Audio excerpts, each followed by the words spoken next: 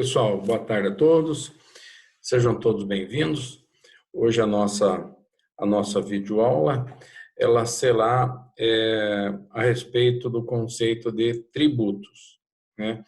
Então, toda aquela prestação, todo aquele pagamento que a gente faz a uma entidade pública, tanto ela pode ser municipal, quanto pode ser estadual, quanto pode ser federal, a gente vai chamar esse pagamento de tributo. Então, para que a gente consiga dar início à aula e consiga, então, conhecer um pouquinho melhor, o professor vai compartilhar essa tela com a nossa apresentação, que está lá disposta no Moodle e também está disposta no nosso grupo, né? Um minutinho só, então.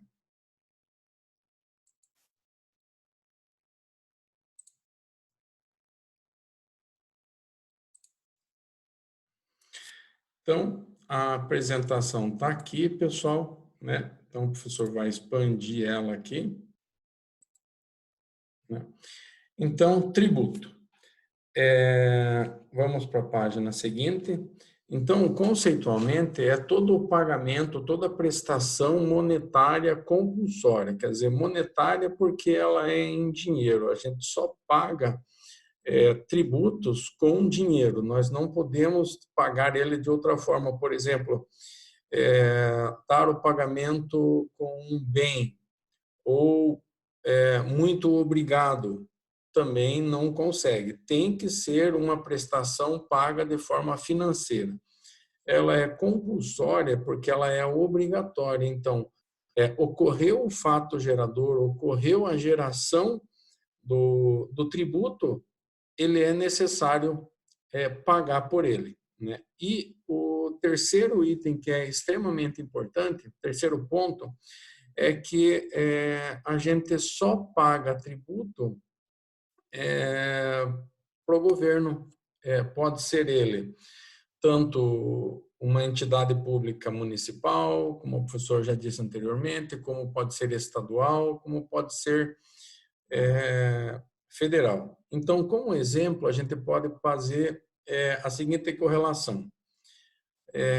Pagamento de imposto ou tributo municipal. Nós falamos de imposto sobre propriedade IPTU, propriedade territorial urbana, né? Então, todo o pagamento que a gente faz desse imposto, ele necessariamente ele vai para o governo municipal. O fato gerador é necessariamente você ter posse de um bem, você ter posse de um imóvel, né?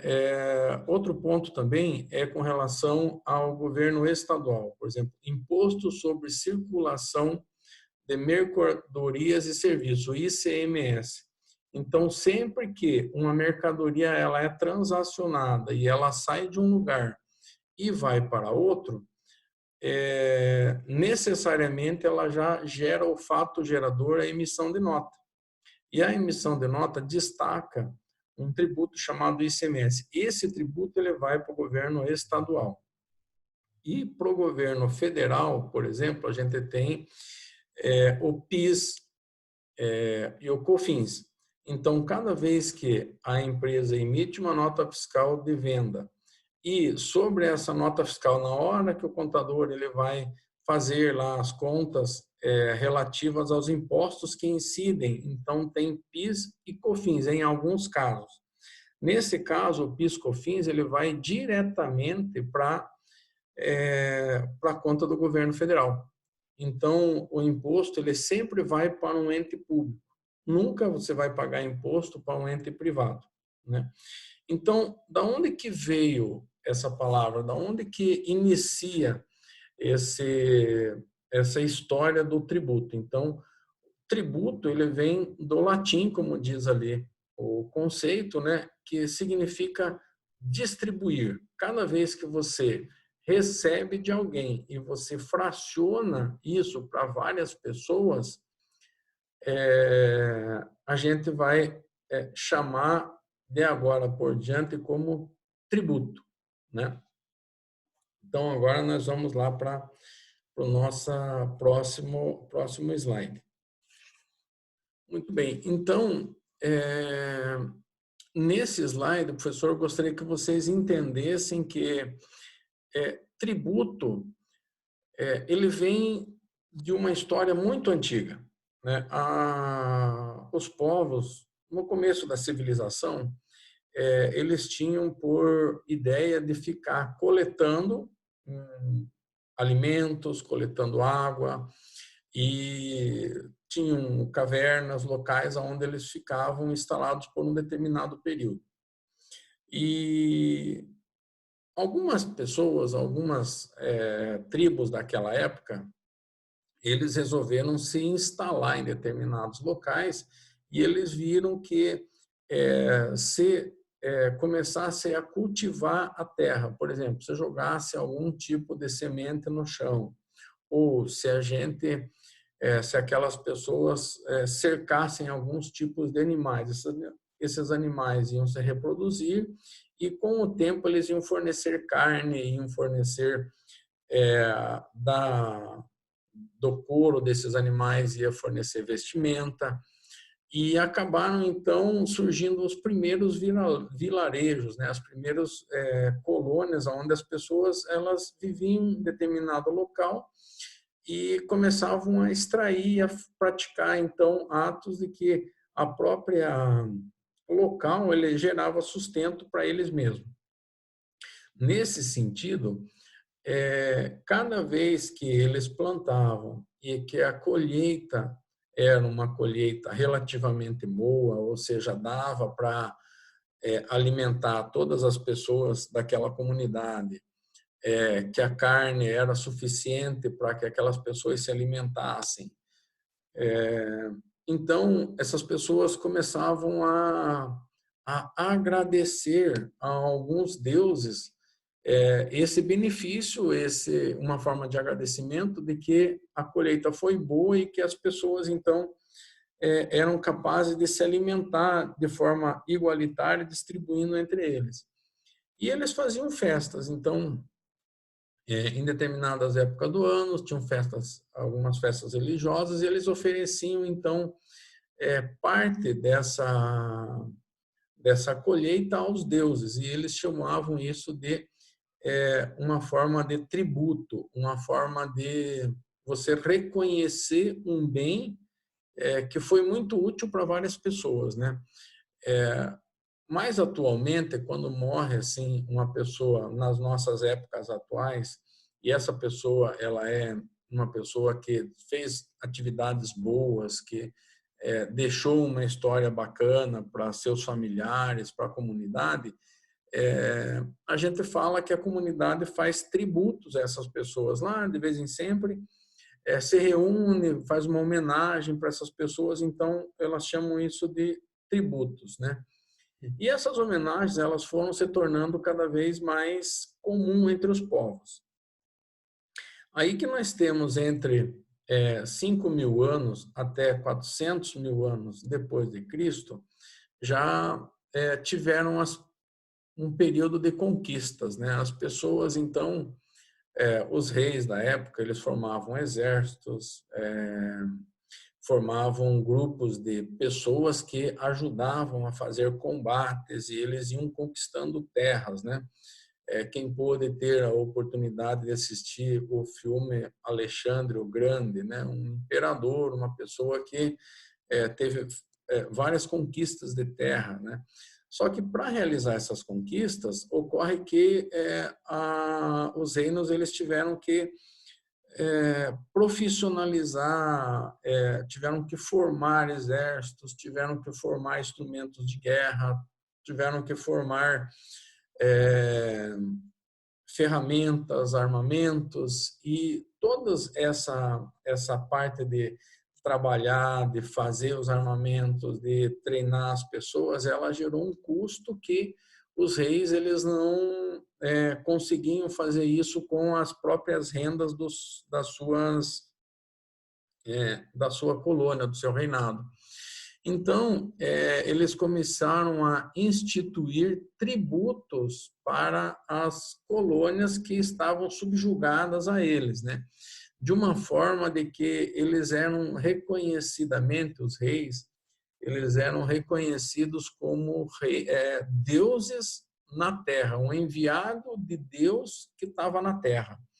Então, o entendimento naquela época é que, se eles eram deuses, enviados dos deuses aqui na terra, eles é que deveriam ficar de posse desse tributo. Então, o tributo não mais passou a ser feito uma homenagem aos deuses, e sim aos reis, que no sentido mais primitivo da palavra, ele quer dizer que a pessoa se sente, o rei, ele se sente Deus na terra.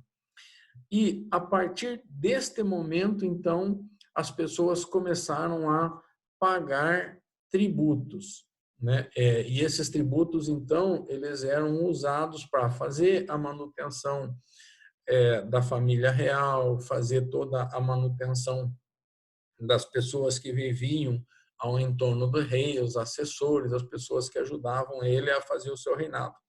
E também esses tributos eram utilizados muito nas conquistas. Então, cada novo povo que era conquistado, cada novo povo que passava por um processo de conquista, então esse povo acabava devendo tributos ao conquistador, né? Então, esse tributo, ele deixa de ser, neste exato momento, esse tributo, ele deixa de ser algo assim, que eu faço de bom grado, de bom coração, e passa a ser algo obrigatório. O rei, ele começa a instituir formas compensatórias para que consiga existir, consiga realizar o seu reinado, consiga ter todas as pessoas ao seu entorno, né? Então, ele deixa de ser algo espontâneo, o tributo passa a ser algo obrigatório. Nesse exato momento, que são os momentos das conquistas, né? Andando mais para a próxima tela, mais para o nosso ambiente de hoje, ambiente do Brasil. Então, nós temos que o que faz isso acontecer? Como que os tributos são geridos? Como que os tributos são arrecadados? Como que os tributos são distribuídos? Quem são as pessoas que são obrigadas a pagar o tributo? Então, a gente vai tirar todas essas dúvidas no Código Tributário Nacional, né, que é mais conhecido assim no ambiente profissional, nós chamamos de CTN. Essa lei ela foi instituída em 25/10/1966 e ela é de número 5.172. Então, o primeiro ponto que indica, o primeiro conceito que ocorre lá no Código Tributário Nacional é exatamente esse conceito que o professor colocou nesse slide. Então, todo tributo é uma prestação pecuniária. Então, é uma prestação em dinheiro. Nós só pagamos tributo através de dinheiro, é uma compensação financeira, compulsória, porque ela é obrigada. Você não consegue chegar lá no momento em que você está de frente a um agente público e negociar o tributo. Não é possível de fazer isso. Você tem que simplesmente emitir uma guia e você pagar o valor que ali está disposto, por causa disso que ela é obrigatória, né? E ela só pode ser cobrada em moeda corrente vigente no Brasil, ou seja, o tributo ele só pode ser cobrado em reais. Você não pode pagar tributos em dólar, não pode pagar em euros ou outra moeda que é de outro país. No nosso país vale o real e a gente só pode pagar o tributo com o real, né? O tributo ele não pode ser objeto de ato ilícito. Por exemplo, nós não podemos cobrar tributo sobre a comercialização de produtos roubados, Por exemplo, lá no Código Civil, ele fica claro, ele define claramente o que é um roubo, né? E é você pegar alguma coisa de uma outra pessoa sem a sua autorização. Neste momento, você não pode cobrar impostos sobre a comercialização desse bem que ele é fruto de um ato ilícito, né? Um outro exemplo, por exemplo, que o professor pode citar é, por exemplo, a comercialização de materiais, drogas, por exemplo. A gente não pode, o governo não pode instituir, por exemplo, tributos pela comercialização de drogas, por exemplo. Por quê? Porque constitui-se a comercialização de um produto ilícito, a forma com que ele foi obtida é ilícita, então ele não autoriza, a lei não autoriza que se cobre impostos sobre esse tipo de bem e sobre essa forma de comercialização, né? O que se institui, o que se pode fazer e com essa pandemia do coronavírus é que alguns juízes eles estão já liberando, por exemplo,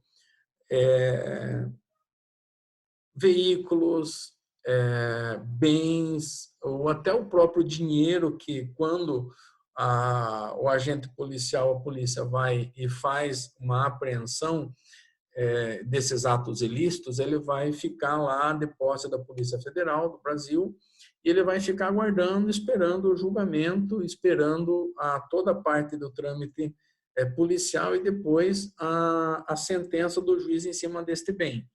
O que alguns juízes estão fazendo? Eles estão liberando esses bens, então veículos, helicópteros, até próprio dinheiro que está lá depositado nas contas públicas, os juízes estão determinando para que se utilize esses valores para a recuperação da saúde das pessoas.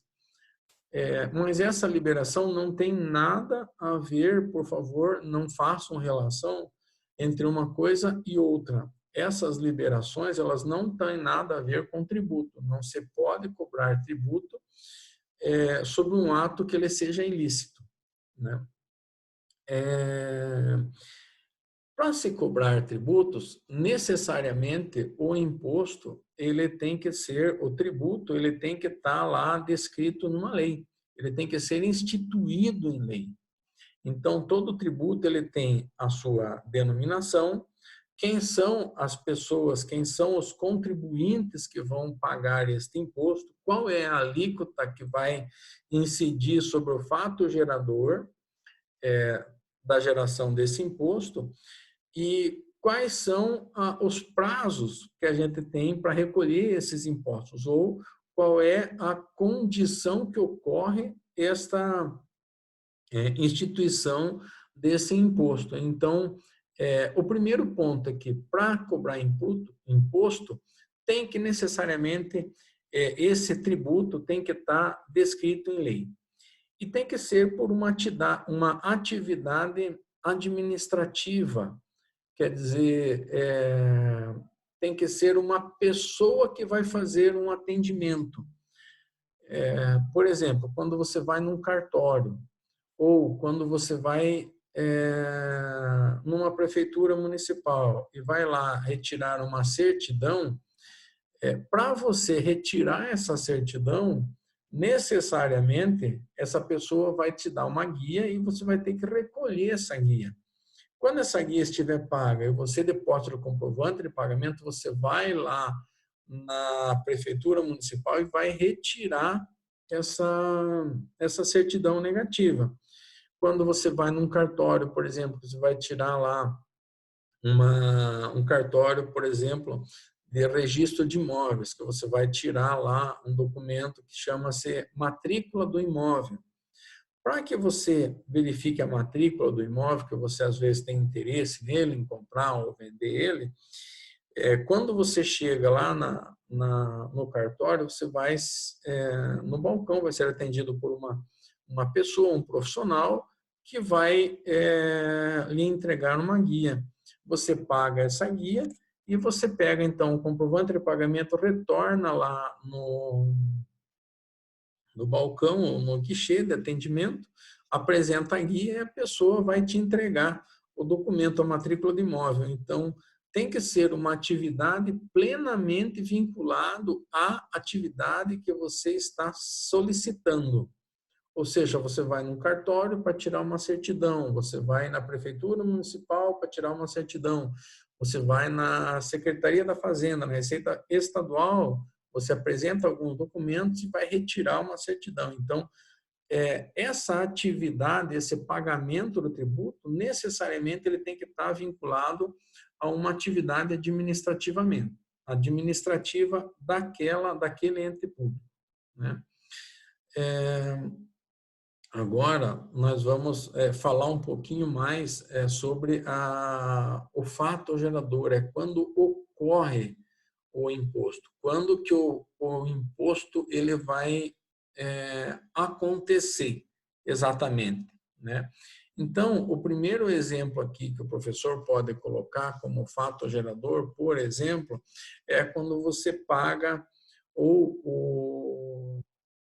você vai pagar o IPVA, Imposto sobre Propriedade de Veículos Autônomos. Então, qual é o fato gerador para que você pague essa respectiva obrigação?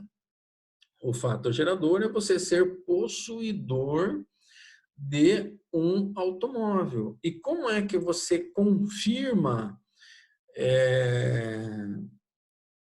esta posse, o direito de propriedade sobre este bem? Você vai ter que ter o teu nome, o teu CPF vinculado a um documento chamado DUT, Documento Único de Transferência, né? Esse documento fica de posse da pessoa que ela comprou o veículo e o veículo foi transferido para ele. Então, todo ano, esse veículo vai passar por um processo de pagamento de cobrança de IPVA. Como ele está vinculado a um CPF, então este CPF é que vai ter que ser obrigado a pagar esse tributo, né? Então, aonde que se confirma?